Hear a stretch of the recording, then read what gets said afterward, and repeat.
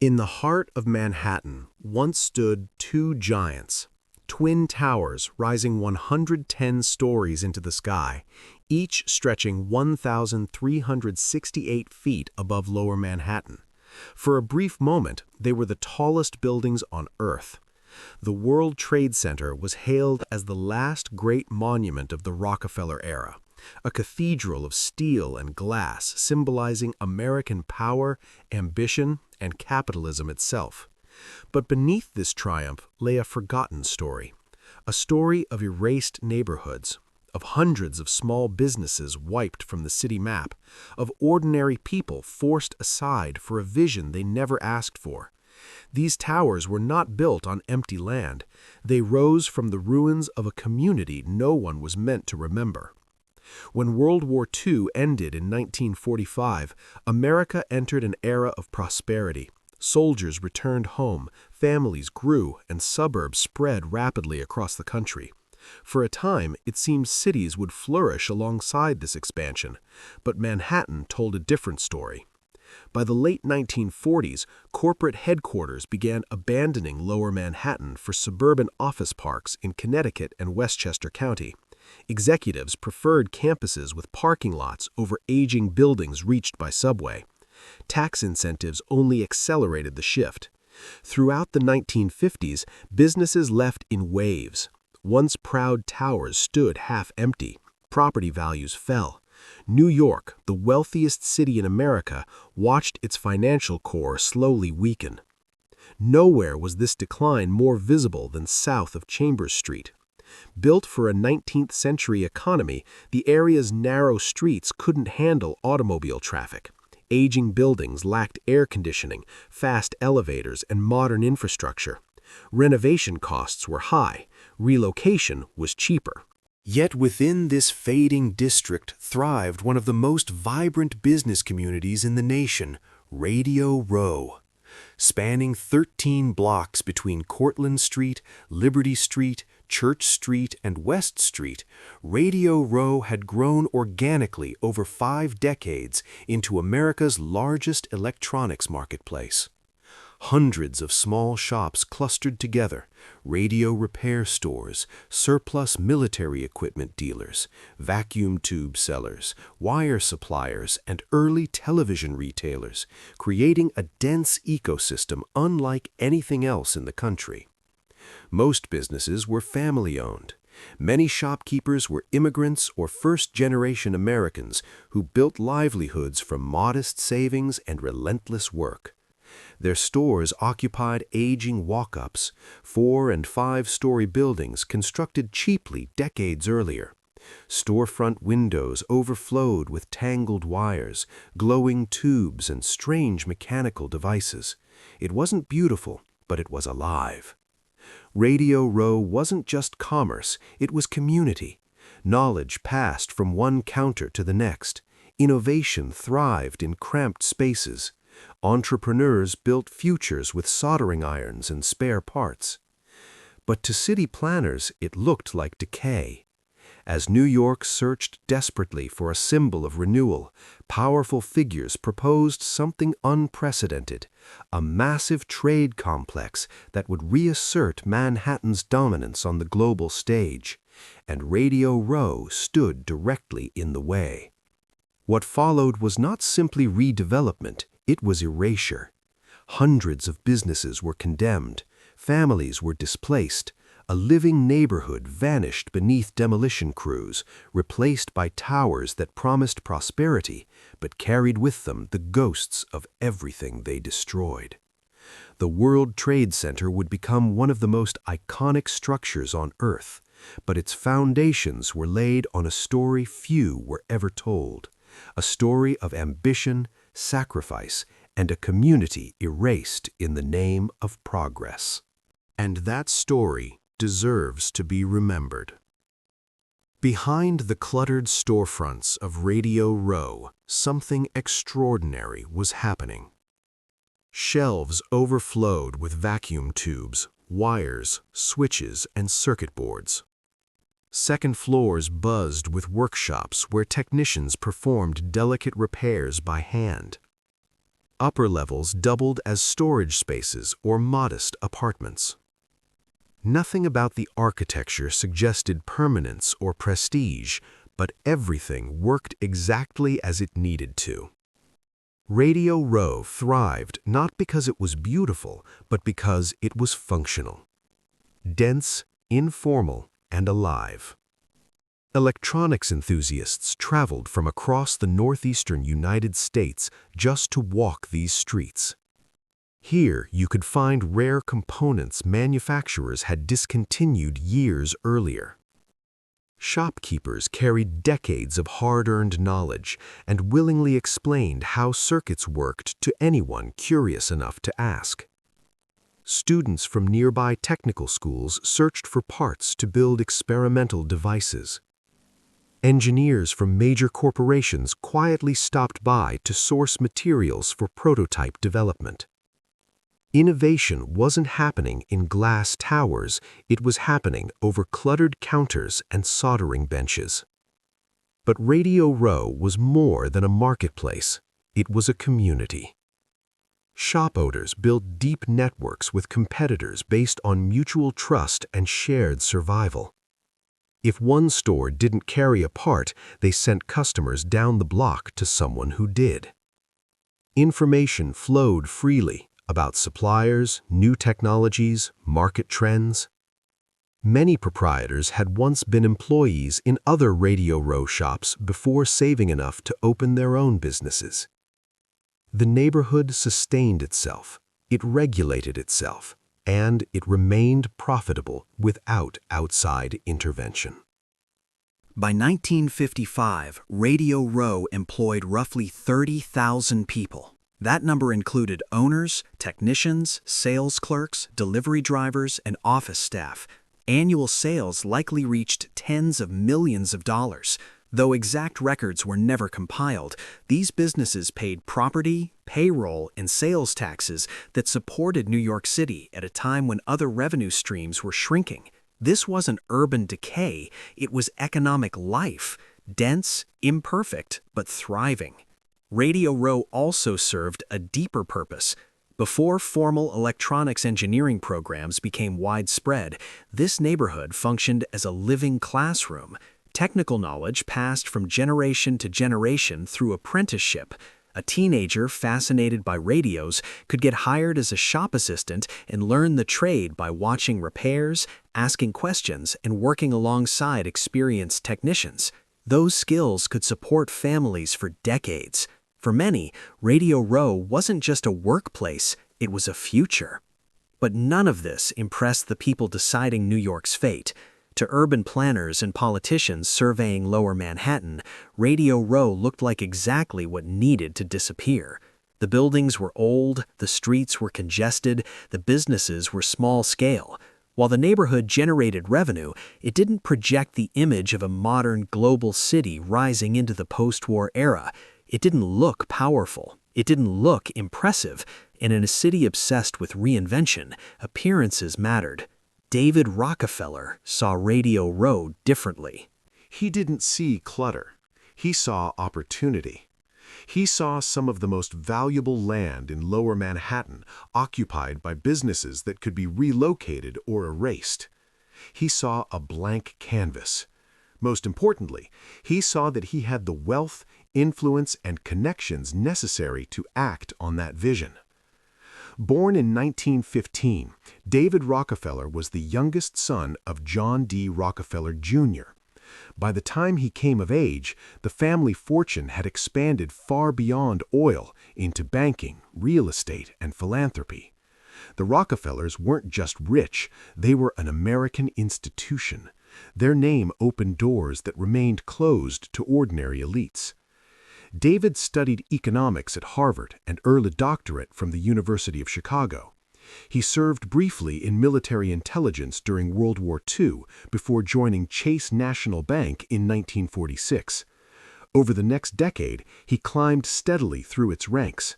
By 1960, he was chairman and chief executive of Chase Manhattan, controlling one of the world's most powerful financial institutions.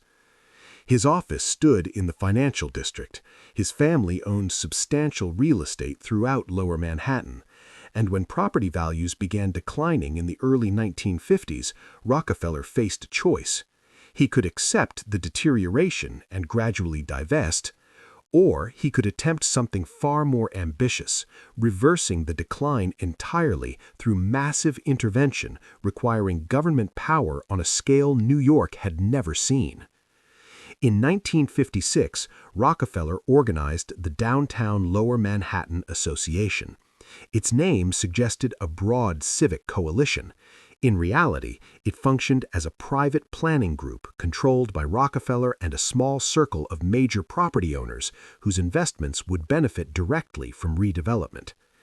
The association hired architects, economists, and urban planners to study the district and propose solutions. Their conclusions were strikingly consistent. Lower Manhattan, they argued, needed radical transformation. The existing buildings were obsolete. The street layout was inefficient. The district lacked a signature project capable of attracting global corporations and restoring prestige. Small businesses like those in Radio Row could never generate the rental income needed to justify modern construction. According to these studies, the only solution was wholesale clearance and redevelopment. Entire blocks would need to be acquired, entire neighborhoods demolished, and replaced with towers that could reshape the skyline and the future of New York City. Radio Row wasn't seen as a success story. It was seen as an obstacle, and the clock was already ticking. For a project this ambitious, ordinary development tools wouldn't work. The scale required to transform Lower Manhattan was simply too massive. Any group attempting it would need powers no private developer possessed. The ability to seize land, raise vast sums without taxpayer approval, and bypass zoning laws entirely. David Rockefeller knew exactly where to find those powers. His answer was the Port of New York Authority. Created in 1921 as a bi-state agency jointly governed by New York and New Jersey, the Port Authority had been designed to oversee transportation infrastructure. But over time, it evolved into something far more powerful. It could condemn property through eminent domain. It could issue bonds backed by future revenue instead of public taxes. It was exempt from local zoning restrictions. And most importantly, it answered to governors, not mayors or city councils. By 1960, David Rockefeller's brother, Nelson, was serving his second term as governor of New York. The Rockefeller family now controlled both the vision for Lower Manhattan's transformation and a crucial portion of the political machinery needed to execute it. The Port Authority had recently completed several major projects and was searching for something new, something large enough to justify its size, influence, and expanding bureaucracy. The pieces were falling into place. The Downtown Lower Manhattan Association had identified the problem. The Port Authority offered the legal and financial tools. The Rockefeller brothers controlled the political will. All that remained was selecting the site and crafting a proposal powerful enough to overcome the resistance that would inevitably follow. Radio Row sat at the center of that map. Its 13 blocks lay directly beside the Hudson River waterfront, offering stunning views and immediate access to New Jersey through tunnels the Port Authority already operated. More importantly, the neighborhood could be framed in ways that justified its destruction. The buildings were old.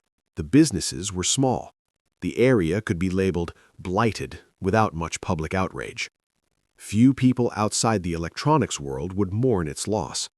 And its 30,000 jobs could be dismissed as low value compared to the prestigious corporate employment that new development was expected to attract. By 1960, the decision had been made. Radio Row would be erased. In its place would rise a project vast enough to restore Lower Manhattan's global prestige and protect the Rockefeller family's downtown real estate investments. It would be executed by an authority that small business owners could not effectively challenge in court. The neighborhood was living on borrowed time. Each morning, shopkeepers raised their shutters, unaware of what was coming. Within months, the first public announcements would arrive. Within years, demolition crews would follow. A community that had taken decades to build would be given months to disappear. But first, there was an obstacle that no amount of influence could erase: economics. Private developers had already examined Lower Manhattan and walked away. Acquiring 13 blocks of property alone would cost tens of millions of dollars before a single wall came down. Environmental cleanup, infrastructure upgrades, and foundation work would add tens of millions more. Construction costs for office towers tall enough to justify the investment would reach into the hundreds of millions. By 1955, Radio Row employed roughly 30,000 people. That number included owners, technicians, sales clerks, delivery drivers, and office staff. Annual sales likely reached tens of millions of dollars. Though exact records were never compiled, these businesses paid property, payroll, and sales taxes that supported New York City at a time when other revenue streams were shrinking. This wasn't urban decay, it was economic life, dense, imperfect, but thriving. Radio Row also served a deeper purpose. Before formal electronics engineering programs became widespread, this neighborhood functioned as a living classroom. Technical knowledge passed from generation to generation through apprenticeship. A teenager fascinated by radios could get hired as a shop assistant and learn the trade by watching repairs, asking questions, and working alongside experienced technicians. Those skills could support families for decades. For many, Radio Row wasn't just a workplace, it was a future. But none of this impressed the people deciding New York's fate. To urban planners and politicians surveying Lower Manhattan, Radio Row looked like exactly what needed to disappear.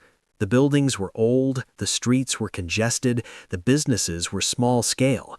While the neighborhood generated revenue, it didn't project the image of a modern global city rising into the post-war era.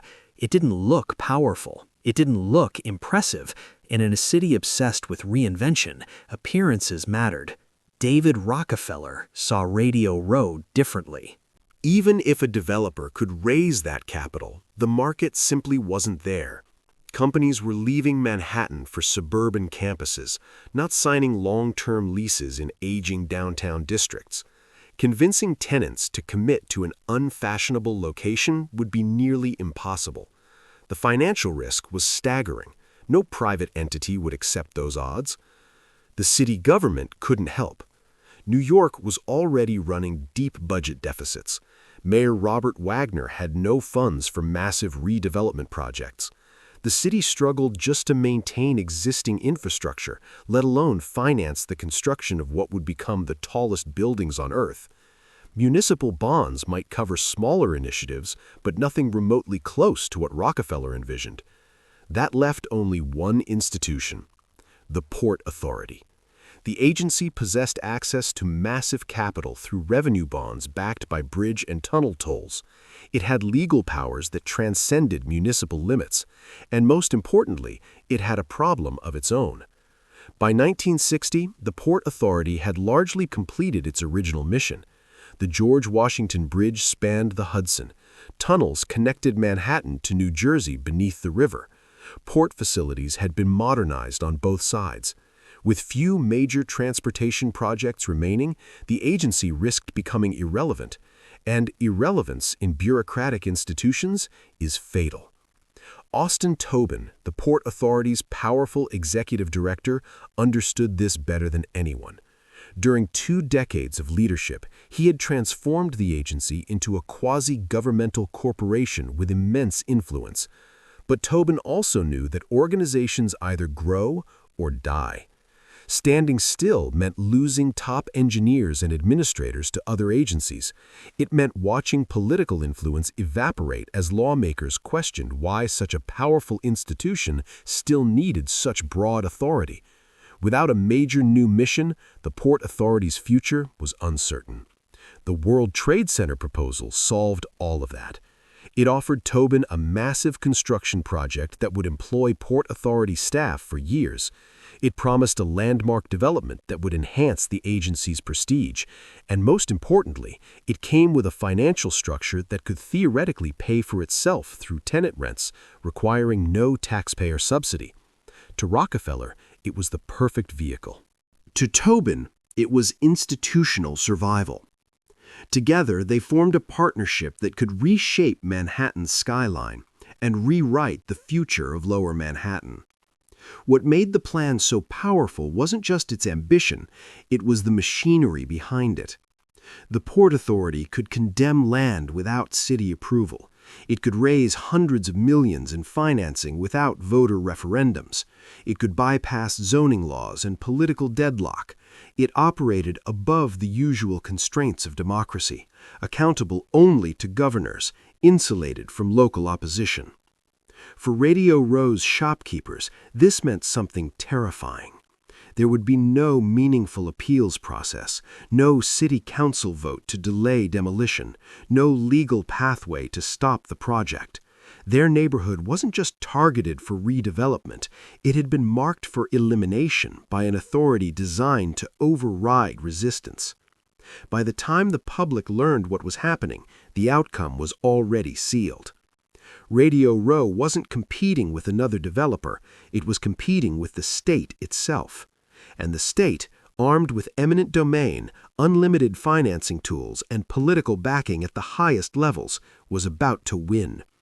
The World Trade Center hadn't yet risen from the ground, but in quiet offices and closed-door meetings, its foundations were already being poured. And beneath them, an entire neighborhood was about to disappear. In 1960, two men began meeting behind closed doors. David Rockefeller and Austin Tobin held quiet conversations that would reshape Manhattan without public hearings, community meetings, or press announcements. Both understood how massive projects really happened. You built the plan in private, perfected it, and only then revealed it to the public as something inevitable. Asking for input too early only gave opposition time to organize. The political alignment could not have been better. Nelson Rockefeller, David's brother, was governor of New York and controlled his state's half of the Port Authority board. New Jersey's governor would need persuasion, but that could be arranged. The project promised thousands of construction jobs in both states and massive long-term revenue. With the right incentives, political resistance would melt away. By 1961, the concept was finalized. The Port Authority would build a World Trade Center in Lower Manhattan, a complex dedicated to international trade organizations and global corporations. At its heart would rise twin towers, tall enough to reclaim the title of the world's tallest buildings from the Empire State Building. This wouldn't just be development, it would be a statement. Next came the question of location. Several sites across Lower Manhattan were evaluated, each with advantages and drawbacks. But one neighborhood kept surfacing in every analysis: Radio Row. The real estate was relatively cheap because the buildings were old. The businesses were small and fragmented, meaning no single powerful landlord could block the project. The area sat beside the Hudson River, offering dramatic views and direct access to Port Authority tunnels. Most importantly, Radio Row could be labeled with one powerful word: blighted. That word mattered. Eminent domain, the government's power to seize private property for public use, required proof that a project served the public good and that the targeted area was deficient in some way. Blight was an elastic concept. It could mean unsafe buildings, poor sanitation, low tax revenue, or simply that planners believed the land could be used more profitably. Radio Row's buildings were undeniably old. Many dated back to the late 1800s and early 1900s. They lacked central air conditioning. Elevators were slow and cramped. Electrical systems, though upgraded over the years, weren't built for modern commercial loads. By the standards of Class A office towers, these structures were obsolete. But obsolete for skyscrapers didn't mean obsolete for electronics. Radio Row businesses didn't need glass lobbies or climate control. They needed affordable rent and proximity to each other. Their power came from density, hundreds of specialized shops clustered together, forming a marketplace that couldn't be replicated inside modern office buildings, where rents would be 10 or 20 times higher. That distinction didn't matter in official reports. Studies commissioned by the Downtown Lower Manhattan Association focused on what the buildings lacked, not on what the businesses required. The conclusion was predetermined. Radio Row was blighted. Therefore, clearing it served the public interest. Therefore, eminent domain was justified. And the people most affected had no idea. Shopkeepers were focused on inventory, customers, and competition. They paid rent to landlords. They worked long hours on thin margins. None had access to the closed-door meetings between Rockefeller and Tobin. None had political connections. None suspected their neighborhood had already been marked for erasure. Then, on January 28, 1960, everything changed. The Port Authority and the Downtown Lower Manhattan Association held a joint press conference. They unveiled plans for a World Trade Center in Lower Manhattan. Architectural renderings showed twin towers rising higher than any buildings on Earth. The estimated cost? $280 million. The promise? A transformed skyline and a revived downtown economy. The proposed site was announced as the area bounded by Vesey Street, Liberty Street, Church Street, and West Street. Anyone who knew Lower Manhattan recognized that immediately. That was Radio Row. Press coverage was overwhelmingly positive. The New York Times praised the ambition. Editorial pages celebrated the vision of modern towers replacing aging blocks. Business sections predicted thousands of construction jobs and millions in tax revenue. The narrative was clear: progress, modernization, urban renewal. This was the 1960s. Old things gave way to new things. That was how cities evolved. Buried deep in the articles were brief mentions of the businesses that would be displaced. The Times noted that roughly 800 small shops occupied the site.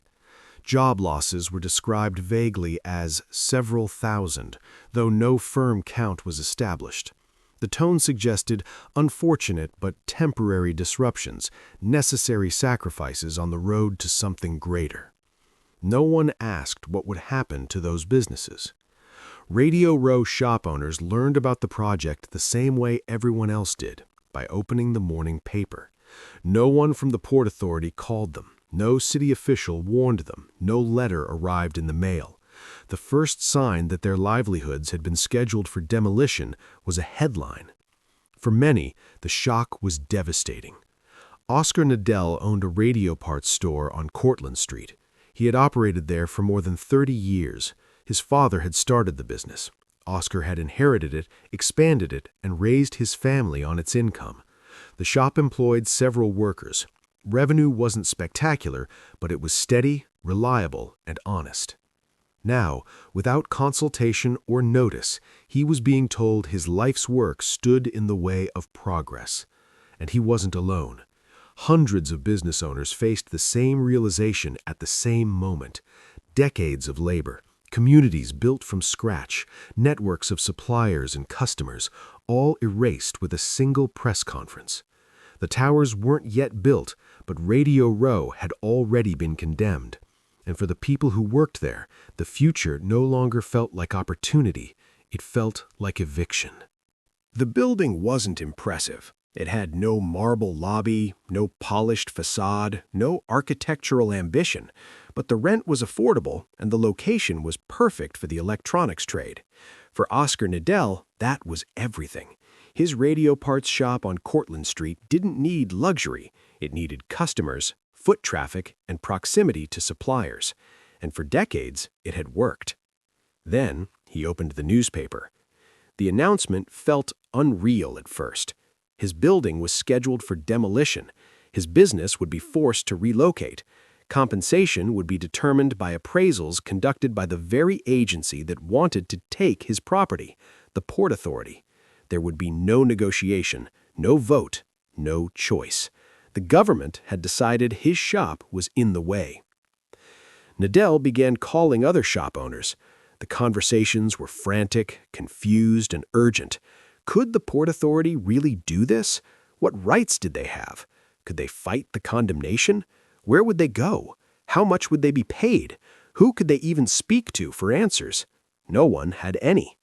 So the shopkeepers organized. They formed the Downtown West Businessmen's Association, and Nadell quickly emerged as its spokesman. Business owners pooled money to hire lawyers. The legal team reviewed the Port Authority's authority and delivered grim news. The agency had sweeping powers to condemn property for public use. Courts historically deferred to government claims that projects served the public interest. The blight designation, however questionable, would be extremely difficult to overturn. But the lawyers also found potential cracks in the foundation. The Port Authority's original mandate focused on transportation infrastructure, not office towers. Could it legally claim that luxury commercial skyscrapers constituted a public purpose? Did housing international trade organizations justify seizing property from American small business owners? These questions didn't guarantee victory, but they created a path for legal challenge. At the same time, Radio Row mounted a public relations campaign. The building wasn't impressive. It had no marble lobby, no polished facade, no architectural ambition, but the rent was affordable and the location was perfect for the electronics trade. For Oscar Nadell, that was everything. His radio parts shop on Cortlandt Street didn't need luxury. It needed customers, foot traffic, and proximity to suppliers. And for decades, it had worked. Then he opened the newspaper. The announcement felt unreal at first. His building was scheduled for demolition. His business would be forced to relocate. Compensation would be determined by appraisals conducted by the very agency that wanted to take his property, the Port Authority. There would be no negotiation, no vote, no choice. The government had decided his shop was in the way. Nadell began calling other shop owners. The conversations were frantic, confused, and urgent. Could the Port Authority really do this? What rights did they have? Could they fight the condemnation? Where would they go? How much would they be paid? Who could they even speak to for answers? No one had any. So the shopkeepers organized. They formed the Downtown West Businessmen's Association, and Nadell quickly emerged as its spokesman. Business owners pooled money to hire lawyers. The legal team reviewed the Port Authority's authority and delivered grim news. The agency had sweeping powers to condemn property for public use. Courts historically deferred to government claims that projects served the public interest. The blight designation, however questionable, would be extremely difficult to overturn. But the lawyers also found potential cracks in the foundation. The Port Authority's original mandate focused on transportation infrastructure, not office towers. Could it legally claim that luxury commercial skyscrapers constituted a public purpose? Did housing international trade organizations justify seizing property from American small business owners? These questions didn't guarantee victory, but they created a path for legal challenge. At the same time, Radio Row mounted a public relations campaign. Shop owners invited reporters to tour the neighborhood. Journalists saw busy storefronts packed with customers, not decaying blight. They interviewed proprietors who had built livelihoods over decades. They documented the community's economic footprint and the thousands of jobs it supported. Slowly, the narrative shifted. Maybe this wasn't progress replacing decay. Maybe it was powerful interests destroying a functioning neighborhood for private gain. The Port Authority responded by speeding everything up. Delays meant lawsuits. Lawsuits meant headlines. Headlines meant political risk. Austin Tobin pushed for rapid approval from the Port Authority Board, quick property appraisals, and immediate condemnation proceedings. The faster the machinery moved, the less chance the opposition had to slow it down. By 1962, the battle lines were unmistakable.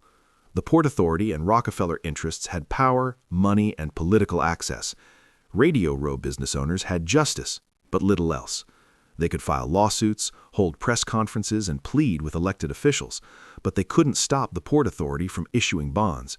They couldn't block the board from voting approval, and they couldn't overcome decades of legal precedent affirming eminent domain for public purposes. The neighborhood had perhaps 5 years before the wrecking crews arrived. Shops stayed open, customers still came, radios were repaired, parts were sold.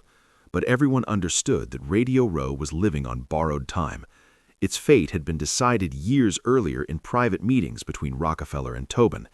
Everything unfolding now was just procedure. While lawyers fought in courtrooms, another crucial decision unfolded quietly. The Port Authority needed an architect. Not just any architect, but someone with international prestige, someone capable of designing the tallest buildings on Earth, and someone willing to operate within constraints that had already been set by political and financial power. The choice fell on Minoru Yamasaki. The irony was profound and largely unnoticed. He accepted anyway. The reason was brutally simple. This was the largest architectural commission in the world. Turning it down would have been professional suicide. Whatever misgivings he had about the scale, the politics, or the circumstances could be rationalized. Every architect compromised. This was simply a larger compromise for a much larger project. Yamasaki's design emerged as much from engineering constraints as aesthetic vision. Buildings of this height faced unprecedented wind loads. Traditional steel frames with exterior curtain walls wouldn't work. The walls themselves would need to bear structural loads, forming a rigid tube that resisted lateral forces. The solution was a facade composed of closely spaced vertical aluminum columns. Each column measured 18 inches wide.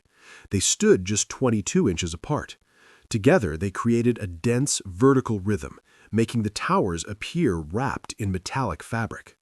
The narrow window spacing wasn't stylistic, it was structural necessity. But Yamasaki later claimed it also served a psychological purpose. He was afraid of heights. The tightly spaced columns made the windows feel smaller, less vertiginous, and more secure, not just for occupants, but for the architect himself. The design that would soon define the New York skyline was born not from grandeur, but from constraint. While engineers refined structural systems and architects shaped facades, Radio Row business owners continued their quiet fight, filing lawsuits, organizing protests, and pleading their case to a city already in love with the idea of transformation. But the machinery was moving too fast. Political approvals were secured, financing structures were finalized, eminent domain proceedings advanced. The World Trade Center wasn't just a proposal anymore. It was becoming inevitable. For men like Oscar Nadell, inevitability felt like erasure. His shop didn't fail. His neighborhood didn't decay. His customers didn't disappear. Instead, a decision made in distant boardrooms had declared his life's work obsolete, not because it lacked value, but because something bigger wanted the land beneath it. The towers that would soon rise over Lower Manhattan were hailed as symbols of progress, ambition, and global commerce. But long before steel reached the sky, something else had already been demolished: a community, a livelihood, a way of life. And the foundations of the World Trade Center were laid not just in concrete and steel, but in displacement, silence, and the quiet power of decisions made without consent. The windows in the towers wouldn't open. This was standard in modern office buildings, where climate control required sealed environments. But the decision came with consequences. Workers would have no access to fresh air, no control over temperature, no connection to the outside world beyond glass and steel. They would spend their days inside hermetically sealed boxes, entirely dependent on mechanical systems for comfort and survival. Minoru Yamasaki tried to soften that reality. The towers would rise from an elevated plaza above street level.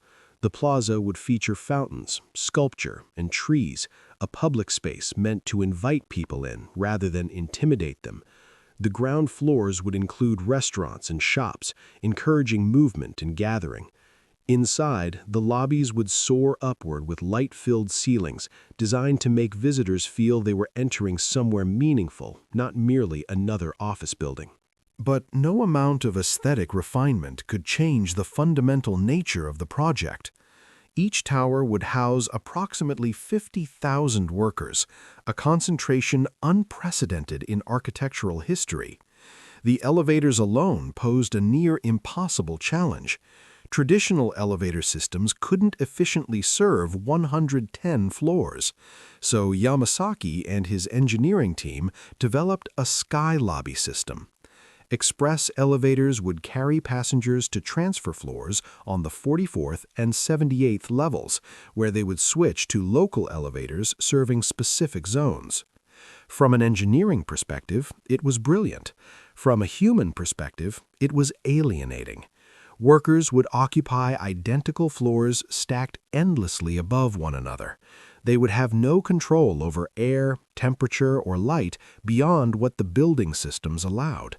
They would be completely dependent on elevators for entry and exit. If anything failed, power, climate control, or fire safety, thousands of people could be trapped inside. Yamasaki never publicly addressed these contradictions.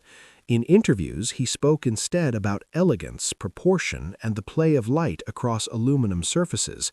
He framed the towers as a humanist achievement, a celebration of international cooperation and global commerce. Promotional materials showed well-dressed executives working in serene offices with dramatic skyline views. What those materials never mentioned was the land beneath those towers. They didn't mention Radio Row. The Port Authority's publicity made no reference to the businesses that had occupied the site for generations. The story was progress and modernity, not displacement and destruction. Yamasaki participated in this selective storytelling. Perhaps he had no choice. Perhaps he believed the towers served a greater good that justified the means. Or perhaps compromise simply felt unavoidable. While Yamasaki refined his designs, the legal battle over Radio Row intensified. In 1962, business owners filed suit challenging the Port Authority's right to condemn their properties. Their lawyers argued that luxury office towers did not qualify as a public purpose under eminent domain law. Taking private property from small business owners to benefit corporate tenants, they said, violated the spirit, if not the letter, of the Constitution. The Port Authority countered aggressively. The World Trade Center, they argued, would serve the public by housing international trade organizations, government agencies, and corporations engaged in global commerce. It would promote economic development and regional prosperity. These functions constituted legitimate public purposes and therefore justified the seizures. The case reached the New York Court of Appeals. In March of 1963, the court ruled in favor of the Port Authority. The judges accepted the argument that promoting international trade served a valid public interest. The blight designation for Radio Row was barely questioned. The business owner's central objection, that government power was being used to benefit private interests, was dismissed. The ruling was devastating. It eliminated the last legal barrier to condemnation. The Port Authority could now begin property appraisals and force sales. Appeals were exhausted. Political allies were non-existent. David Rockefeller and Austin Tobin had won. The appraisal process began immediately. Port Authority assessors toured Radio Row buildings, examining storefronts, warehouses, workshops, and apartments. They calculated values based on land, structures, and projected income. But the methodology systematically undervalued what owners were losing. A building purchased decades earlier for $20,000 might be appraised at $30,000, reflecting land appreciation but ignoring inflation and replacement costs. Business goodwill, the intangible value of customer relationships, location, and reputation, was given minimal weight. The cost of relocating inventory, finding new space, rebuilding clientele, and recreating supplier networks was barely considered. Oscar Nadel's radio parts shop was appraised at a fraction of what he believed it was worth. Assessors looked at his lease, inventory, and revenue history. They calculated what they called fair market value. Nadel knew the number was absurd. His business supported his family and employees. Moving it would cost far more than the compensation offered. Starting over at age 60 was not a realistic option. Hundreds of other owners received similar news. The compensation was inadequate. The timeline was brutal. They would be forced to sell and vacate within months. Some owners were elderly. They had planned to run their businesses a few more years, then retire by selling to someone else. Instead, the Port Authority offered them a fraction of what willing buyers might have paid. The business owners tried negotiating. They asked for higher appraisals. They requested more time. They sought relocation assistance. The Port Authority made only minimal adjustments. Tobin wanted the site cleared and construction underway. Delay meant renewed opposition, political complications, and media scrutiny. The faster Radio Row disappeared, the faster the World Trade Center could rise in its place. By 1964, some owners began accepting settlements, not because they believed the terms were fair, but because they had no choice. Legal avenues were exhausted. Political pressure had failed. Continued resistance only meant losing their businesses with even less compensation. The first shops closed. Going out of business sales liquidated decades of inventory. Proprietors who had spent their lives building something were reduced to selling it off at pennies on the dollar. Radios, tubes, resistors, oscilloscopes, all scattered into cardboard boxes and bargain bins. The community that had once buzzed with repair benches and technical debate began to fall silent. The neighborhood started to fragment. Some owners relocated to other parts of the city, but the electronics ecosystem that made Radio Row valuable couldn't be recreated. Shops scattered across different neighborhoods lost the advantage of proximity.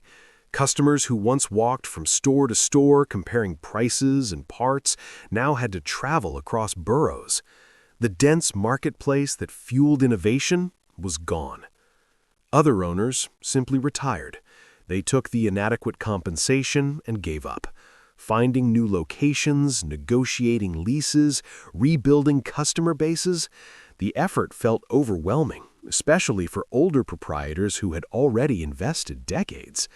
They closed their doors, cashed the checks, and tried to make peace with the loss. A few held out. They refused settlements and forced the Port Authority to pursue full condemnation proceedings. These cases dragged through courts. The owners knew they would ultimately lose, but they wanted to impose maximum delay and cost. If they couldn't save Radio Row, they could at least make Rockefeller and Tobin pay for destroying it. Meanwhile, media attention faded. Early stories about the David versus Goliath battle gave way to construction updates. Newspapers that had briefly covered the shopkeepers' plight moved on to architectural renderings, financing packages, and skyline projections. Radio Row was becoming history. The World Trade Center was the future.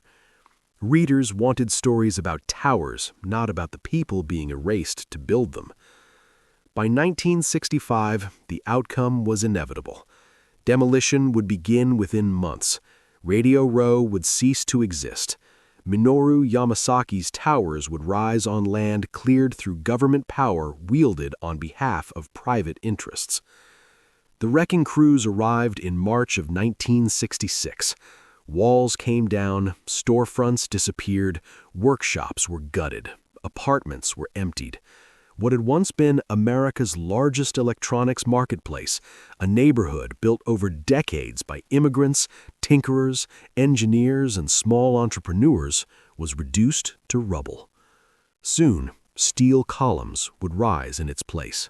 The World Trade Center would be celebrated as a triumph of engineering, ambition, and modern architecture. It would symbolize New York's return to global dominance.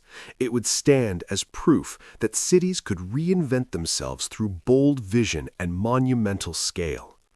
But beneath those towers lay something unacknowledged. A neighborhood that hadn't failed. A community that hadn't decayed. A marketplace that hadn't died. It had been removed. And the foundations of the World Trade Center weren't just poured in concrete and steel. They were poured over livelihoods, histories, and lives that were deemed expendable in the name of progress. Radio Row didn't vanish because it stopped working. It vanished because something bigger wanted the ground beneath it. Demolition began quietly, block by block, starting at the eastern edge of Radio Row and moving steadily west toward the Hudson River. The Port Authority wanted speed. Every week of delay meant higher costs, greater political risk, and renewed public scrutiny. So crews worked with relentless efficiency. The smallest and oldest buildings fell first. Roofs were torn open, walls collapsed, brick and timber were hauled into dump trucks that lined the streets and rumbled toward landfills in New Jersey. Structures that had stood for nearly a century vanished in days. Former shop owners watched from across the street. Some stood silently as the places they had built their lives inside were reduced to rubble. Others couldn't bear to witness it at all. Photographs from that spring show men in suits staring at heaps of broken brick and twisted wood, the remains of businesses that once hummed with activity. But not everyone had left. A handful of proprietors refused to accept the settlements or acknowledge the condemnation orders. They kept their shops open, serving customers, pretending normal business could continue. The Port Authority responded with court orders. City marshals arrived carrying eviction notices. Doors were unlocked. Possessions were carried to the sidewalk. The holdouts were removed. Among the last was Oscar Nadell. For 33 years, Nadell had run his radio parts shop. Every shelf represented decades of knowledge: suppliers, manufacturers, customer needs, repair techniques. The business had started with his father and become the foundation of his family's livelihood. Walking away meant abandoning not just a store, but a lifetime of accumulated expertise. One morning in April 1966, marshals knocked on his door and told him he had 2 hours to leave. 2 hours. Nadell filled boxes with whatever inventory he could carry. Most of it had to be left behind. There was no time to pack everything, no place to store it. What remained of his father's business fit into the trunk of his car. Within days, demolition crews leveled the building. A week later, nothing remained but rubble. And Nadell was only one of hundreds. The destruction of Radio Row didn't just erase storefronts, it dismantled an entire economic ecosystem. Each shop employed technicians who repaired radios and televisions, salespeople who guided customers through complex components, delivery drivers who moved inventory, and clerks who managed accounts. Conservative estimates suggested nearly 30,000 jobs were directly tied to the district. Most of those workers received nothing. Compensation went to property owners and primary business operators. Employees, many of whom had worked in the same shops for decades, were simply dismissed. They were forced into a job market already shedding manufacturing and technical work. Some followed their employers to new locations, but those businesses now paid higher rents and operated on tighter margins. Staff were reduced, hours were cut. Many workers never recovered stable employment. The ripple effects spread outward. Mortgages went unpaid, college plans were abandoned, retirements were postponed indefinitely. Entire families felt the impact. The damage was especially severe for African American and immigrant communities who had found opportunity at Radio Row when other industries shut them out. Here, skill mattered more than surname or skin color. If you could fix a circuit or source a rare component, you were valuable. When shops scattered across Manhattan and into the outer boroughs, the clustering effect, the dense web of suppliers, competitors, mentors, and specialists disappeared. Young technicians could no longer move from shop to shop learning new skills. Customers could no longer compare parts across a dozen stores in a single afternoon. The knowledge ecosystem that had taken generations to form was destroyed in a single year. Meanwhile, demolition accelerated. By summer and fall of 1966, entire blocks vanished. Dense commercial corridors became open fields of debris. Dust hung in the air constantly. The pounding of jackhammers and the crash of collapsing masonry echoed through lower Manhattan day and night. Nearby residents endured months of noise, vibration, and disruption. By December, 13 blocks, hundreds of buildings were gone. What remained were piles of brick, concrete, and twisted steel. Salvage crews picked through the wreckage, cutting beams for scrap, pulling out anything reusable. But no systematic documentation was made, no architectural survey, no preservation effort, no official record of what Radio Row had looked like in its final years. A few photographers captured fragments of the destruction, but most of the neighborhood vanished without ever being properly recorded.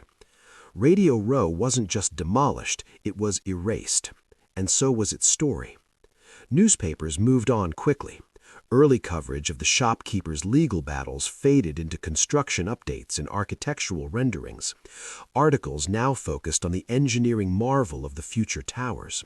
They profiled Minoru Yamasaki's design vision, the revolutionary elevator systems, the bold ambition of reclaiming the world's tallest skyline.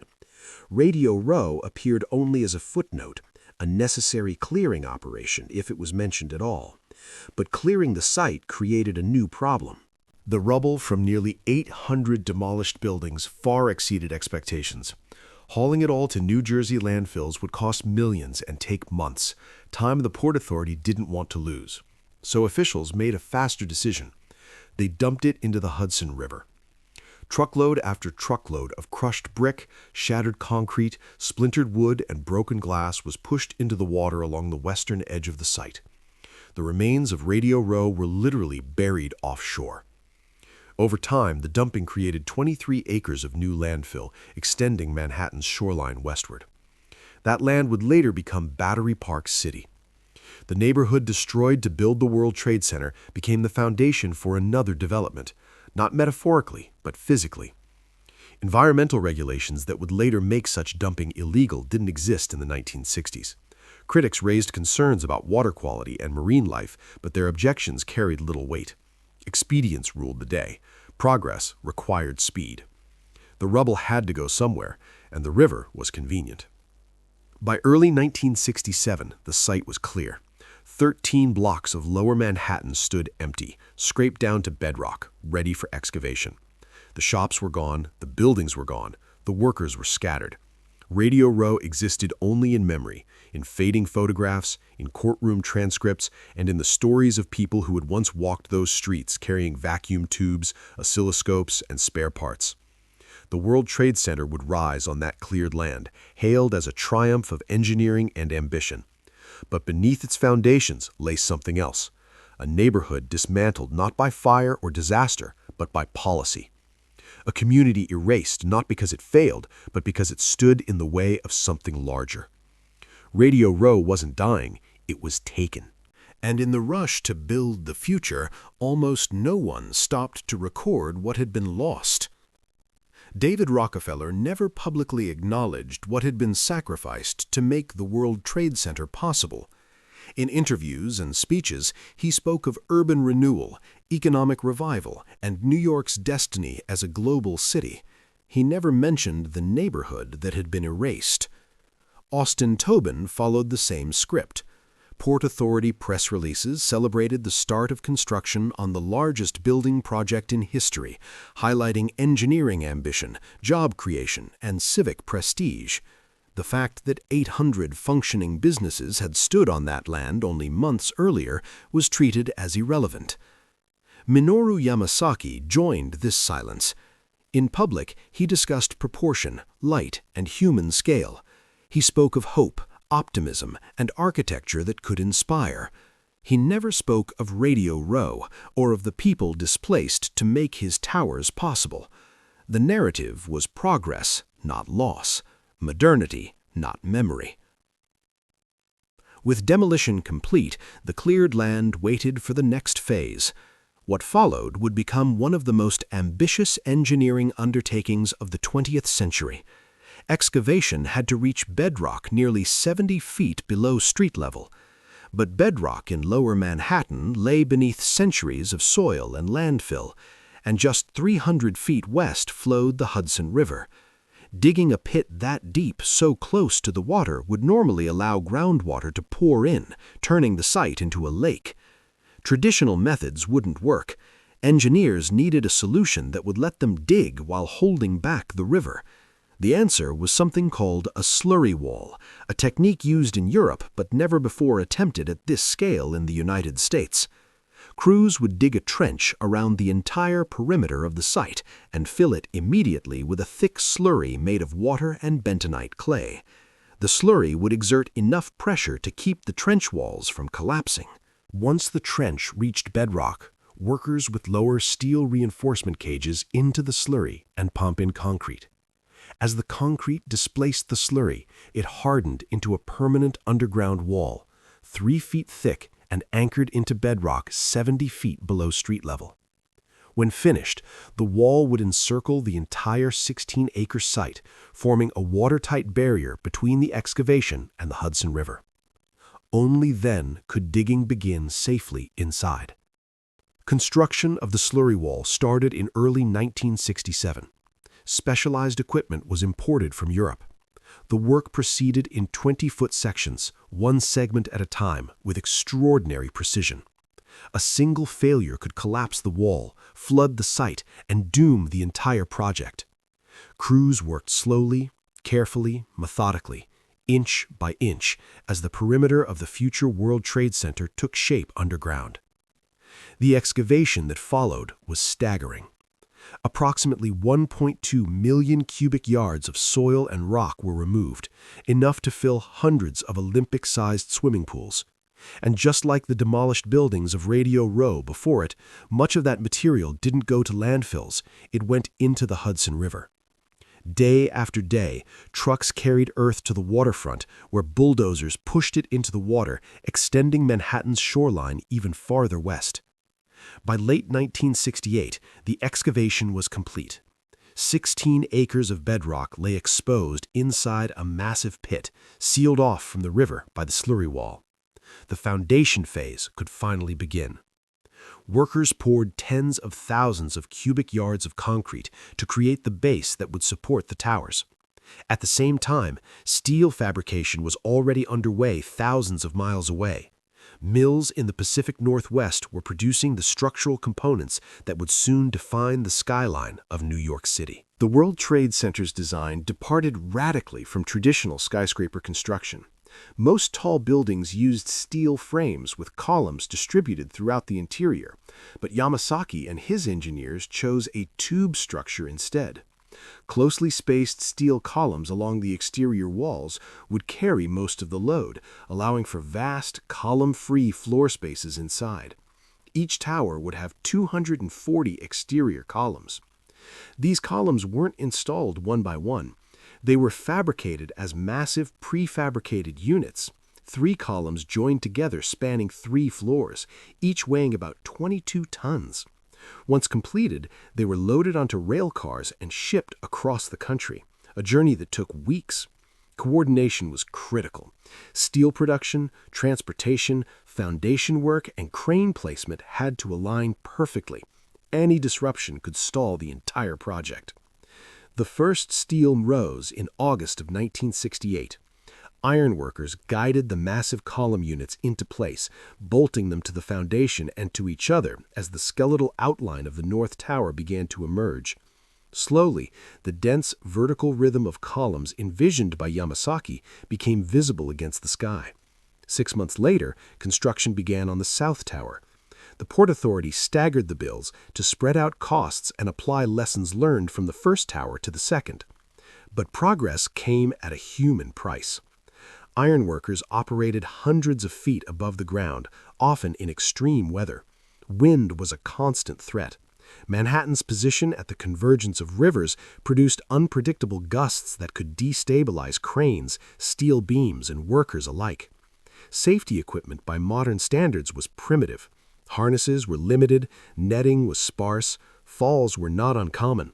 The first fatality came in January 1970.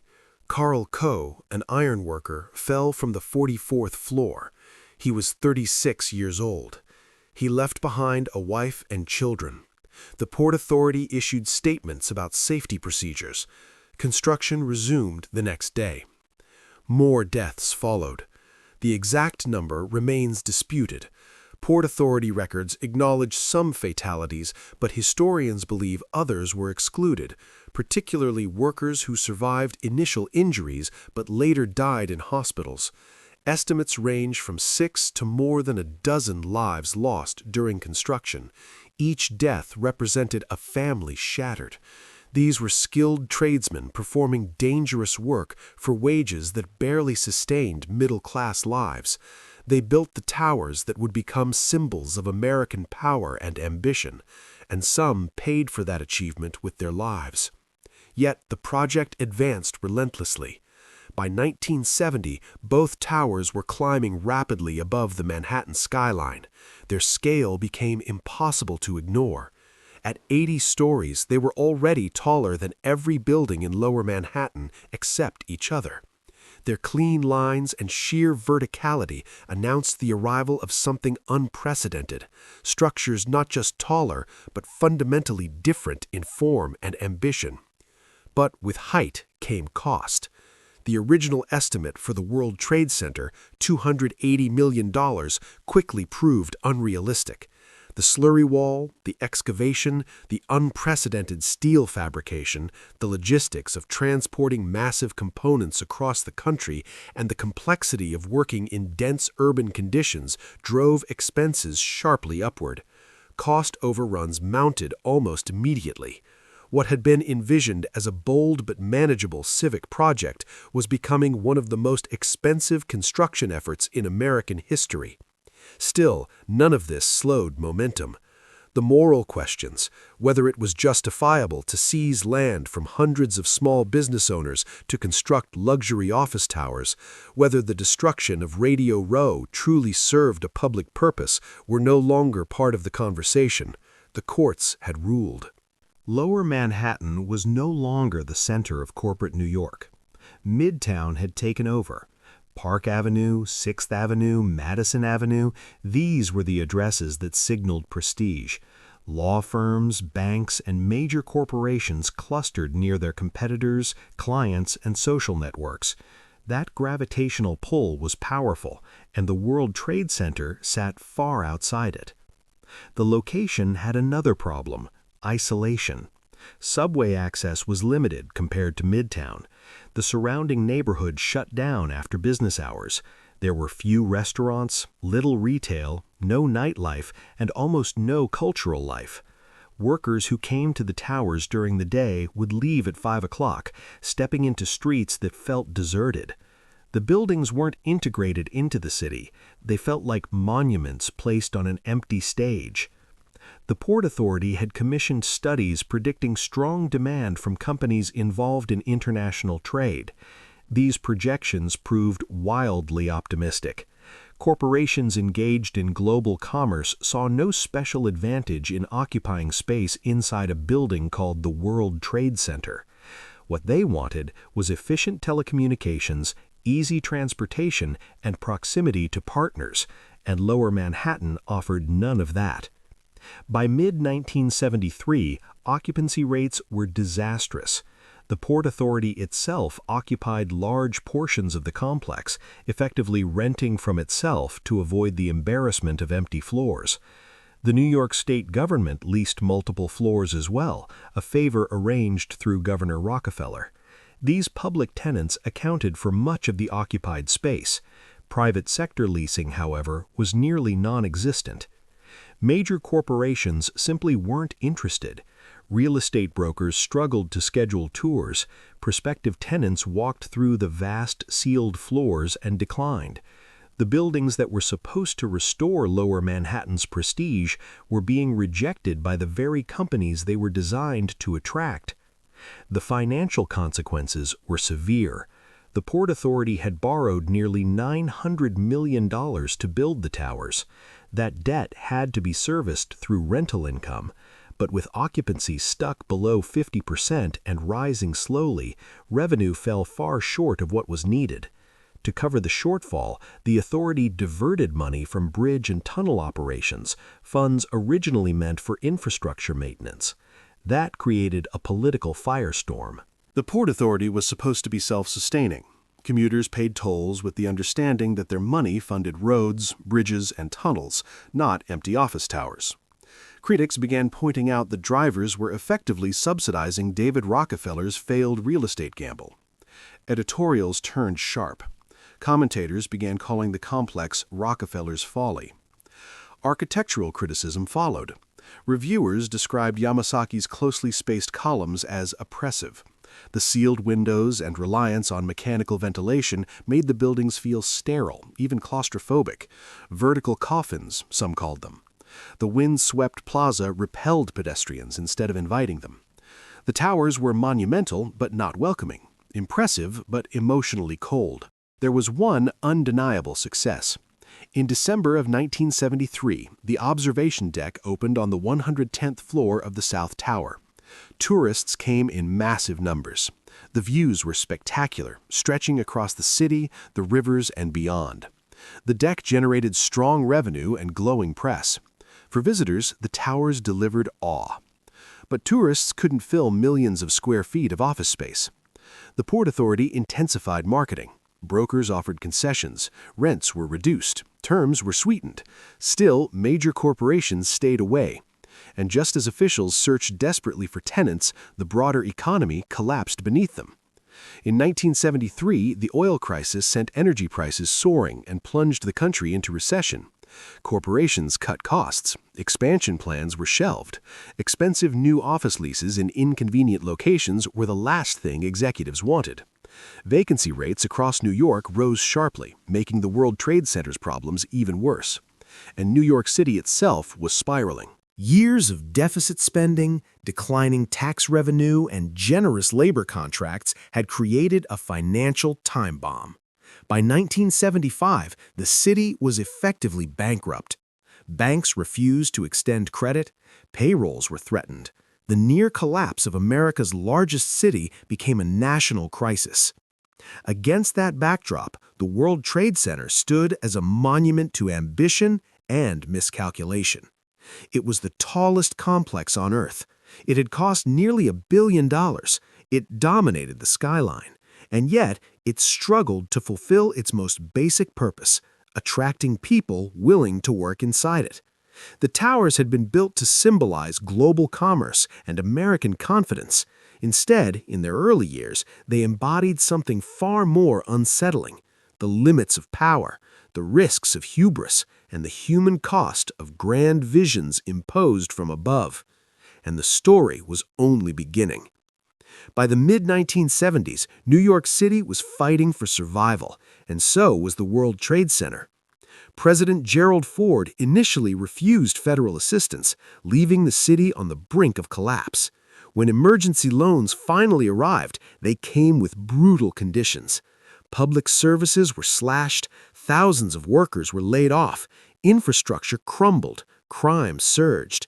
And in this climate of fear and austerity, businesses weren't expanding, they were fleeing. This economic storm couldn't have come at a worse time for the World Trade Center. The towers had been built as symbols of renewal, proof that Lower Manhattan could reclaim its place as a global business hub. Instead, they stood as monuments to a vision the market was rejecting. Corporations were abandoning New York for the suburbs, not signing long-term leases in two massive towers overlooking a neighborhood that shut down after dark. David Rockefeller had personally championed the project.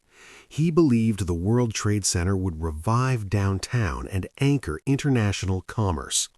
Instead, it had cost nearly $900 million, wiped out hundreds of small businesses, and produced office buildings that were half empty, draining Port Authority resources just to stay operational. Though Rockefeller remained at the helm of Chase Manhattan Bank, his influence in New York's civic life diminished. Critics who had opposed demolishing Radio Row felt vindicated. They had warned that destroying a thriving community for speculative office towers was reckless policy, and the early years seemed to prove them right. The towers also suffered from relentless maintenance costs. Their sealed windows and massive climate systems devoured energy. The elevators required constant monitoring. Cleaning nearly 10 million square feet demanded hundreds of workers. Yet with occupancy stuck below 50%, rental income couldn't even cover operating expenses, let alone the debt. For a while, it looked like the World Trade Center might become the most expensive failure in urban renewal history. But then, slowly, the market began to shift. Not through prestige tenants or global trade organizations, but through pragmatism. Smaller companies needing space took advantage of reduced rents. Government agencies expanded their footprint. Financial firms priced out of Midtown began leasing floors downtown. The towers weren't filling with elite corporations, they were filling with working businesses making practical choices. By 1980, occupancy reached roughly 75%. Losses shrank. The Port Authority still subsidized operations through bridge and tunnel revenues, but optimism cautiously returned. The buildings might not be triumphant, but they were surviving. And something else was happening. The towers were becoming familiar. Photographers framed them into cityscapes. Filmmakers included them in skyline shots. Slowly, almost accidentally, the Twin Towers transformed from controversial megastructures into visual shorthand for New York itself. The observation deck became their greatest success. Tourists flooded in, nearly 2 million visitors a year.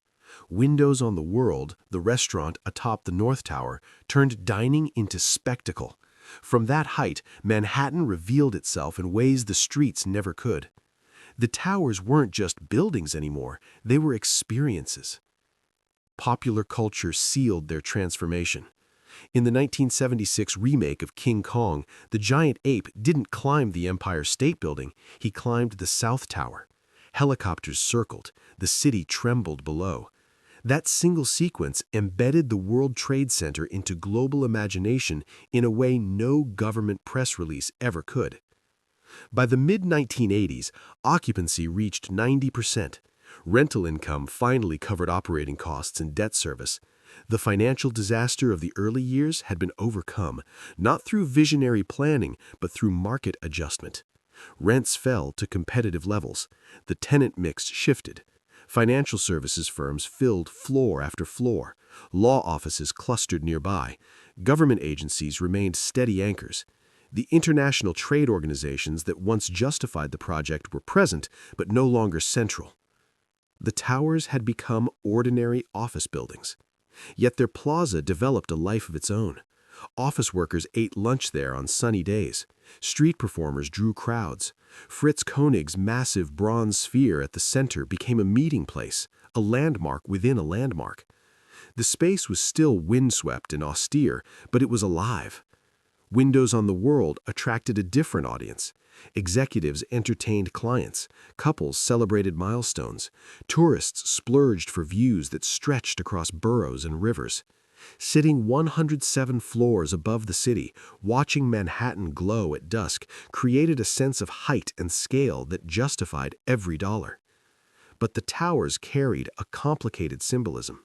To admirers, they represented ambition, proof that America could build bigger, higher, and bolder than anyone else. They embodied economic power, engineering mastery, and the promise of public-private cooperation. To critics, they symbolized something darker. They saw monuments to corporate excess erected atop destroyed communities. They saw government power deployed in service of wealth and prestige rather than people. They remembered Radio Row, 800 small businesses erased. They remembered the workers displaced. They remembered the decade of financial losses quietly buried beneath success stories. And the Rockefeller family never publicly confronted those costs. David Rockefeller's memoirs would later describe the World Trade Center as a triumph of urban renewal. The destroyed livelihoods, the half-empty towers, the years of financial hemorrhaging, all minimized or omitted. Yet, despite everything, the towers endured. They stood through ridicule, through recession, through political backlash, through financial disaster. And over time, something remarkable happened. People stopped seeing them as a mistake. They simply became part of New York. Not because the vision succeeded, not because the economics were elegant, but because they were there, massive, unmistakable, unavoidable. Their presence reshaped the skyline and slowly reshaped memory. By the late 1980s, the Twin Towers no longer felt controversial. They felt inevitable. Tourists posed beneath them. Filmmakers framed them. Postcards printed them. For millions around the world, those two rectangular silhouettes didn't just represent Lower Manhattan, they represented New York itself. The towers that had opened in emptiness now pulsed with daily life. The buildings once mocked as Rockefeller's folly had become woven into the city's identity. But acceptance wasn't redemption. They existed because communities had been erased. They stood on borrowed money that took years to repay. They fulfilled functions nobody originally intended. And yet, they worked, not as monuments to international trade, but as engines of ordinary urban life. In the end, the World Trade Center didn't become what its creators imagined. It became something far more powerful, a symbol. Not of planning perfection, but of persistence. Not of visionary triumph, but of urban endurance. Two towers that rose from controversy, survived rejection, and eventually became inseparable from the city they were meant to transform. And that transformation, flawed, costly, and human, was their real legacy. Radio Row had vanished from the map, its streets erased, its businesses obliterated. Yet the moral questions lingered, unresolved, until February 1993, when they became almost irrelevant in the face of violence. A truck bomb detonated in the underground parking garage beneath the North Tower. 6 people died, over 1,000 were injured. Smoke and dust filled the building as 50,000 workers scrambled down darkened stairwells. For the first time, the vulnerability of the towers was undeniable. Their symbolic status had made them targets. Their breathtaking height, which inspired awe, also made evacuation slow and dangerous. In the aftermath, security was drastically enhanced. Vehicle access was restricted, barriers were installed. Millions were spent hardening the complex. Experts assured the public the towers were safe. Life resumed, but the threat had reshaped the way people thought about these icons. The 1990s marked the World Trade Center's peak success. Occupancy stayed above 90%, rental income flowed steadily. The observation deck and windows on the World Restaurant thrived. Slowly, the towers became beloved by New Yorkers, despite the controversy of their origins. Workers grew attached. From their office windows, they watched the city in motion, feeling an odd intimacy with the buildings that had once been symbols of urban renewal failure. From every approach to Manhattan, the Twin Towers announced themselves first. Impossible to ignore, impossible to forget. By 2000, the towers had been standing for 27 years. For an entire generation, they were permanent, unquestioned fixtures of the skyline. Children born after the towers opened had no memory of Radio Row. That vibrant, bustling electronics district existed only in photographs, archival records, and fading memories of those who had worked there. The Rockefeller family, once so central to the tower's creation, had receded from public attention. David Rockefeller was in his 80s. His brother Nelson had passed in 1979. The Downtown Lower Manhattan Association had dissolved. The mechanisms that cleared Radio Row belonged to history. The Port Authority continued managing the complex. Annual revenues exceeded $100 million. Maintenance remained constant, but the towers were finally profitable. The debt incurred during construction had been refinanced at lower rates. Minoru Yamasaki, who had died in 1986, left behind his most famous work, towers celebrated for their scale, criticized for betraying his humanist design principles. Yamasaki never publicly addressed the contradiction. The towers themselves stood as his legacy. Then, on the clear morning of September 11, 2001, everything changed. 50,000 people arrived at work in the towers. At 8:46 a.m., American Airlines Flight 11 struck the North Tower. 17 minutes later, United Airlines Flight 17 hit the South Tower. In under 2 hours, the towers collapsed. 2,753 lives were lost. The buildings that had taken 7 years to construct, built on the displacement of hundreds of small businesses, were gone. In the aftermath, the narrative shifted. The destruction of Radio Row became irrelevant. Compensation disputes faded from public memory. What mattered was the catastrophic loss of life. The site became a sacred place. Reflecting pools mark the footprints of the towers. Bronze panels bear the names of the dead. Visitors come to mourn, to remember, to pay respects. One World Trade Center, rising 1,776 feet, opened on part of the original site in 2014. It was designed to be resilient, to withstand potential attacks, but nowhere in the memorial is Radio Row acknowledged. The 800 businesses that were erased, Oscar Nadel's radio shop among them, have no plaque, no historical recognition. David Rockefeller died in 2017 at 101. Obituaries celebrated his philanthropy and business acumen. The World Trade Center was cited as one of his crowning achievements. How it was made possible, the human cost, the legal and moral compromises, the decades of financial struggle, was omitted. The question remains, does government have the right to seize functioning private businesses for speculative development benefiting other private interests? Legally, the answer was yes. The towers rose, but morally, the debate persists. For 28 years, the Twin Towers evolved. They moved from failure to fixture, from controversial experiment to emblem of New York itself. They became beloved despite their origins. The September 11th attacks transformed them further, from symbols of economic ambition to sacred ground, from skyscrapers to memorials. The dark story of how the towers came to be, the neighborhoods erased, the lives disrupted, the debts and losses endured, has largely been buried. The Rockefeller empire that built them is gone. Radio Row exists only in memory. The towers, once towering symbols of ambition and controversy, now exist in photographs, in memories, and in the reflecting pools where they once stood. What remains are questions that cannot be erased. Who decides what a city becomes? Who pays the cost of progress? And can human magnificence ever justify the means used to achieve it?